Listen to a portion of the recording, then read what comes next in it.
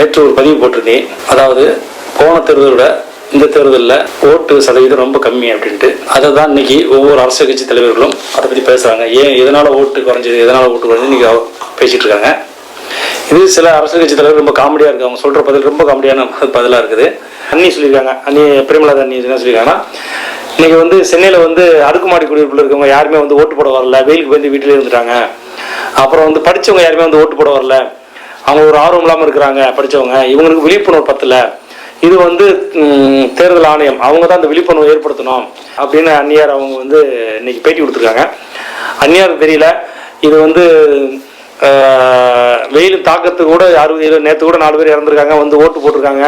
இதை சென்னையில் இருக்கிறவங்க பாதி பேர் ஓட்டு போட வராத காரணம் அவங்களுக்கு ஓட்டெல்லாம் ஊரில் இருக்குது. ஸோ அந்த ஊருக்கு போக முடியாமல் இங்கே இருக்கிறாங்க, அவ்வளோதான். அதே மாதிரி இவர் அன்புமணி ராமதாஸ் ஐயா அவரும் சொல்லியிருக்காரு. ஐயா ராமதாஸ் சொல்லியிருக்காரு, நம்ம கட்சிக்காரங்க எல்லாமே 2ஆம் தேதி 3ஆம் தேதி மே 2ஆம் தேதி 3ஆம் தேதி எல்லாம் தைலாபுரம் வந்துருங்க, ஏன் ஓட்டு குறைஞ்சிருக்கு நம்ம எல்லாமே டிஸ்கஸ் பண்ணணுன்னு இருக்காரு. எல்லாம் முடிஞ்சிருச்சு, கட்சிக்காரங்க எல்லாம் 2ஆம் தேதி 3ஆம் தேதி அவங்க ஏன் ஓட்டு குறைஞ்சிது, ஏன் ஓட்டு போட அதிகமாக வரல அப்படின்னு டிஸ்கஸ் பண்ண போகிறாங்க. டிஸ்கஸ் பண்ணி என்ன பண்ண போகிறாங்க. அதே மாதிரி நம்மளுடைய டிஎம்கேல அமைப்பு செயலாளராக இருக்கிறாரு அண்ணன் ஆர்எஸ் பாரதி. அவர் இன்னைக்கு பத்திரிகையாளர் பேட்டி கொடுக்குறாரு. என்ன கொடுக்குறாரு, இன்னைக்கு மக்கள் ஏன் அதிகமாக ஓட்டு போடுற வரல அப்படின்னு கேட்குறாங்க. அவர் சொல்றாரு, எப்போதுமே ஒரு எதிர்ப்பலை இருந்தால் தான் மக்கள் நிறைய ஓட்டு போடுவாங்க, அந்த ஆட்சியில் எதிர்ப்பலையே கிடையாது, அதனால யாருமே ஓட்டு போட வரல அப்படின்னு டிஎம்கே அமைப்பு செயலாளர் ஆர்எஸ் பாரதி. அவர் பெரிய வக்கீல், மிகப்பெரிய அட்வொகேட். அவர் ஏடிஎம்கே எதிராக அவர் தான் நிறைய கேஸ் போடுறாரு.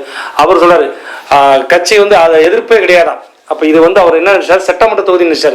ஸோ சட்டமன்ற தேர்தல் நடக்குது, அதனால நம்ம கட்சிக்கு எதிர்ப்பு எதுவுமே கிடையாது, நல்ல முறையில் ஆட்சி நடத்துகிறோம், அதனால மக்கள்லாம் ஓட்டு போடுறாங்க. இது நடக்கு நாடாளுமன்ற தேர்தல் அவருக்கு தெரியல.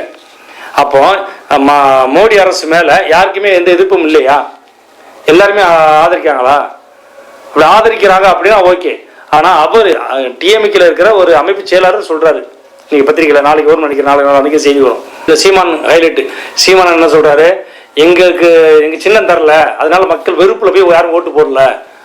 அவர் சொல்றாரு, எங்களுடைய சின்னத்தை மாத்தி கொடுத்துட்டாங்க, இதெல்லாம் மக்கள்லாம் வெறுப்புல இருக்கிறாங்க. இது என்ன காமெடின்னு சொல்லது இல்லை. மக்கள் சின்னம் கூட என்ன சின்ன போய் ஓட்டு போடணும்ல. அவர் சொல்றாரு, திருமாவளவன் சொல்றாரு, என்ன சொல்றாரு, இது முழுக்க முழுக்க பாரதிய ஜனதாவோட டோட்டல் அவங்க பினாமியில தான் ஃபுல்லா எலெக்ஷன் நடக்குது, எங்க போனாலும் எனக்கு போடுற ஓட்டெல்லாம் அவங்க தான் விழுதுன்னு அவர் சொல்றாரு. ஸோ இப்படி நம்ம அரசியல் தலைவர்கள் எல்லாருமே தேர்தல் ஆணையத்து மேலதான் புகார் சொல்றாங்க. இது ஏன் சட்ட ரீதியாக அவங்க எடுக்க மாட்டேங்கிறாங்க. அண்ணாமலையா சொல்றாரு, அண்ணன் சொல்றாரு, 1 லட்சம் ஓட்டு காணாம போச்சுங்க, 1 லட்சம் ஓட்டு எங்க போச்சே தெரியல, எல்லா பேரும் தூக்கிட்டாங்க, எல்லாம் அந்த 1 லட்சம் ஓட்டு எனக்கு வர வேண்டியது இருக்காரு.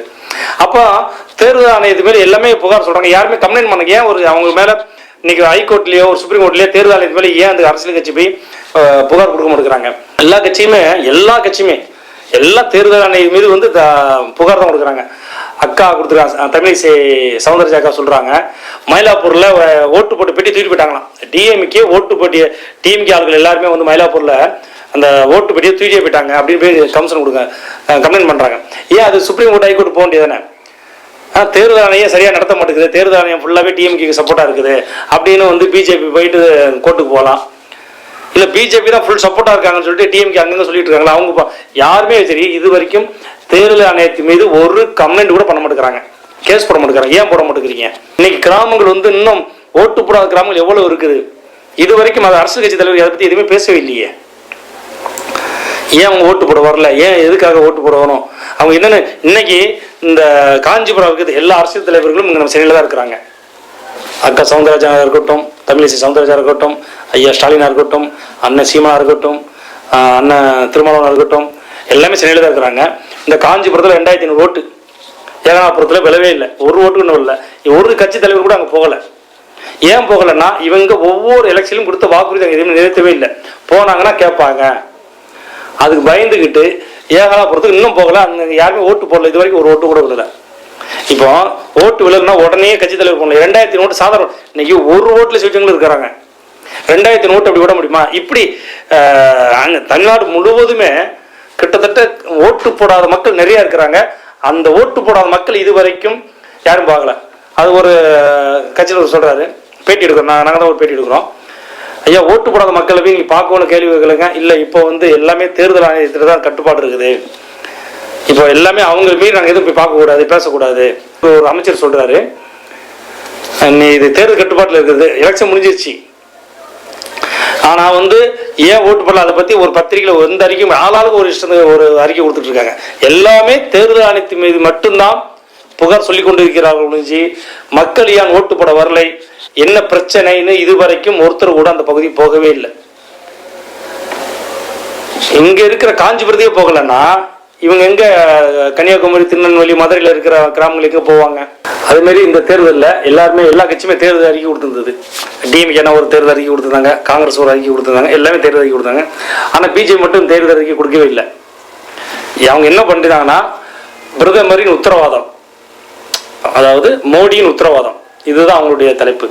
அவங்க வந்து அறிக்கைலாம் கிடையாது, இது உத்தரவு இதெல்லாம் பண்ணுவோம் அப்படின்னு சொல்லி ஃபுல்லாக அது லிஸ்ட்டு கொடுத்துருக்காங்க. ஸோ அது எந்த அளவுக்குன்னு தெரியல.